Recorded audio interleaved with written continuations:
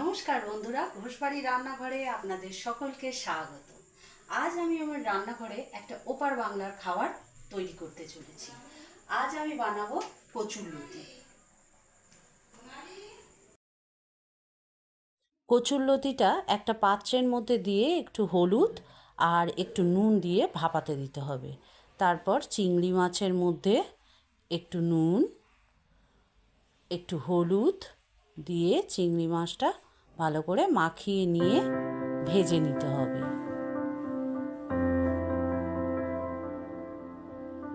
ভাজা হয়ে গেলে এগুলোকে একটি পাত্রের মধ্যে তুলে নিতে হবে।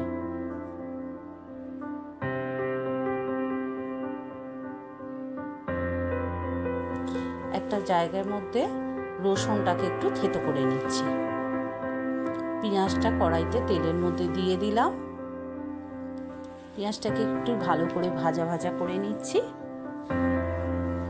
লাল লাল করে একটু ভেজে নিয়ে পেঁয়াজটা তার মধ্যে রসুন থেঁতা করাটা দিয়ে দিলাম।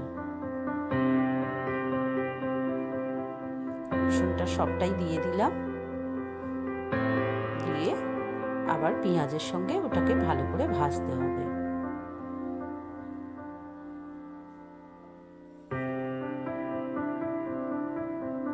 এবার হলুদ দিলাম, 1 টেবিল স্পুন মতো হলুদ গুঁড়ো দিয়ে দিলাম।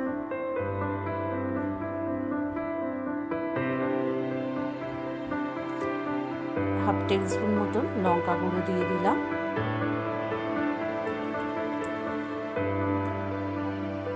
একটা টমেটো কুচো কুচো করা ওর মধ্যে দিয়ে দিলাম।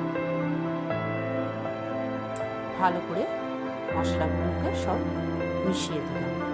এবার যে ভাপিয়ে রাখা কচুরলতিটা ছিল ওটাকে পেঁয়াজ ভাজার মধ্যে মশলার মধ্যে দিয়ে দেব।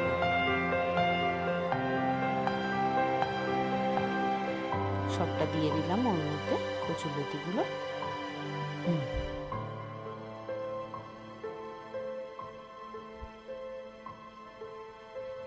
দিয়ে এবার ওর মধ্যে পরিমাণ মতো নুন দিয়ে দিলাম।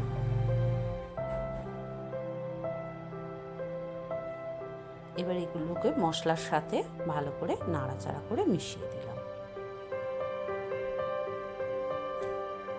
কাঁচা লঙ্কা কেটে রাখা ছিল ওগুলো সব দিয়ে দিলাম। 4-5টা কাঁচা লঙ্কা, যে যেমন ঝাল খেতে চান দিয়ে এবার ওটা ঢাকা দিতে হবে।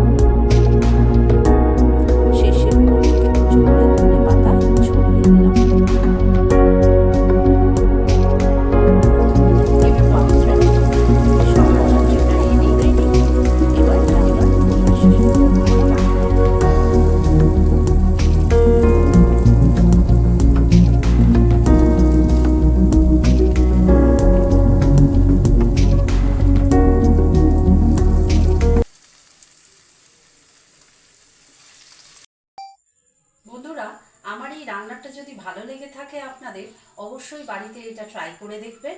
আর আমার এই রান্না ভালো হলে আমাকে অবশ্যই চ্যানেলটাকে সাবস্ক্রাইব করবেন, লাইক দেবেন, শেয়ার করবেন, কমেন্টস অবশ্যই করবেন।